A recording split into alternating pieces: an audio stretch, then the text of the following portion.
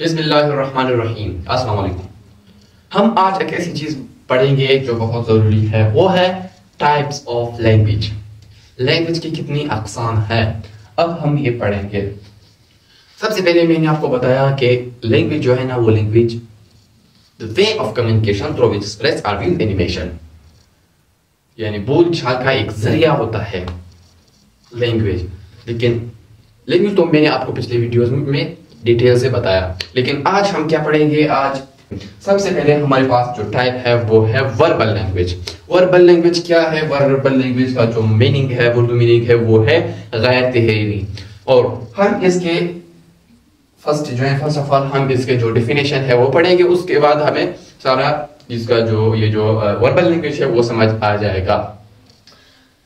When we do oral communication to someone is called verbal language। जब हम किसी के साथ यानी जुबानी रबता करते हैं उसको वर्बल लैंग्वेज कहते हैं। फॉर एग्जाम्पल, अभी जो है ना, मैं आपके साथ बोल रहा हूँ, आपको लेक्चर दे रहा हूँ, लेकिन ये मैं जब बोल रहा हूँ, ये क्या है? ये वर्बल लैंग्वेज है जो मैं बोल रहा हूँ अभी। या मैं किसी के साथ बातें करता हूँ, उसको वर्बल लैंग्वेज कहते हैं। फॉर एग्जाम्पल, कोई क्लास में आया, मैं उसको कह रहा हूँ कि how are you, fine, feeling well, are you okay. ये जब मैं उसके साथ बात कर रहा हूँ, ये हमारा क्या है? मेरा जो मैं बात कर रहा हूँ, ये जो लैंग्वेज है, ये कौन सा लैंग्वेज है? ये वर्बल लैंग्वेज है। और दूसरा हमारे पास जो है ना, नॉन वर्बल लैंग्वेज है। और अभी हम नॉन वर्बल लैंग्वेज पढ़ेंगे। अब लैंग्वेज का जो दूसरा टाइप है वो है नॉन वर्बल लैंग्वेज। अब नॉन वर्बल लैंग्वेज क्या है? It is that language when we write something to someone. जब हम कुछ लिखते हैं किसी के लिए, उसको कौन सा लैंग्वेज कहते हैं? Non verbal language. For example, message. जब हम मैसेज किसी के लिए लिखते हैं तो ये मैसेज के अंदर जो कुछ होता है, जो लिखा हुआ होता है, उसको क्या कहते हैं? उसको कौन सा लैंग्वेज होता है? यह नॉन वर्बल लैंग्वेज होता है। इसको हम नॉन वर्बल लैंग्वेज कहते हैं। फॉर एग्जाम्पल, सेकेंड एग्जाम्पल है, जब हम किसी के लिए दरख्वास्त लिखते हैं। ये जो दरख्वास्त है ना, इसके अंदर जो कुछ लिखा हुआ होता है उसको हम नॉन वर्बल लैंग्वेज कहते हैं। ये नॉन वर्बल लैंग्वेज होता है। इसका जो सिंपल कंसेप्ट आपने ऐसे बनाई है कि जो कुछ रिटन शेप में होते हैं उसको हम नॉन वर्बल लैंग्वेज कहते हैं। ये जो कुछ रिटन शेप में होते हैं, पेपर भी हमारे पास रिटन शेप का होता है। ये सारे मतलब हमारे पास रिटन शेप में जो होते हैं, पेपर भी हमारे पास नॉन वर्बल लैंग्वेज होता है जो हम पेपर्स करते हैं। अब नॉन वर्बल लैंग्वेज के बाद हमारे पास जो लैंग्वेज का टाइप है वो है sign language. What is sign language? Sign language is that language when we talk to someone by point. जब हम किसी के साथ इशारों में बातें करते हैं उसको हम साइन लैंग्वेज कहते हैं।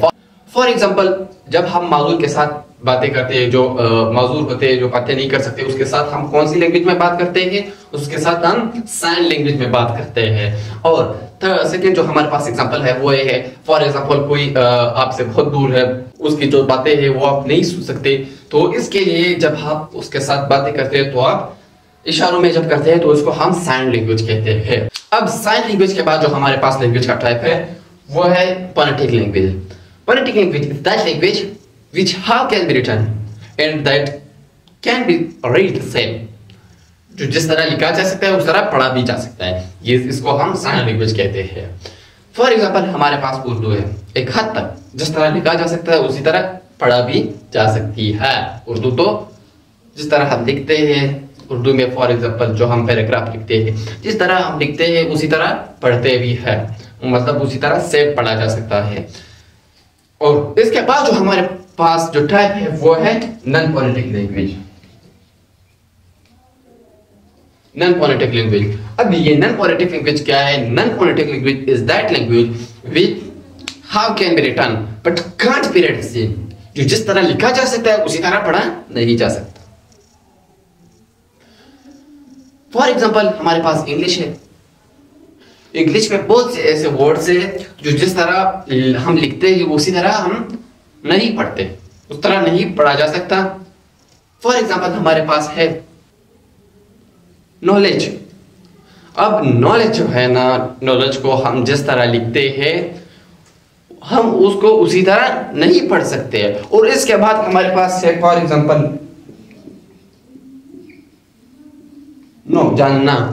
अब ये KNOW ये हमने जिस तरह लिखा है उसी तरह तो हम नहीं पढ़ सकते। हाँ, तो मतलब हम इसको जो है ना रिमूव करते हैं के को जब हम इसको पढ़ते हैं। सिर्फ लिखते में जो है ना, जब हम इसको लिखते हैं इसको मतलब हम के का इजाफा करते हैं, लेकिन जब हम इसको पढ़ते हैं ना तो हम जो के जो है ना उसको रिमूव करते हैं, सिर्फ नो पढ़ते हैं। I know that.